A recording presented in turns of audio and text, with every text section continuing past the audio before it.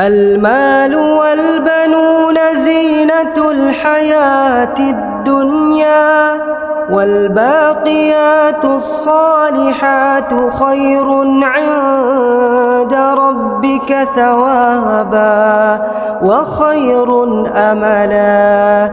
ويوم نسير الجبال وترى الأرض بارزة وحشرناهم فلم نغادر منهم أحدا.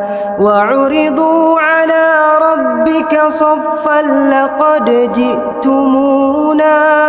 لقد جئتمونا كما خلقناكم أول مرة، بل زعمتم أن لن نجعل لكم موعدا.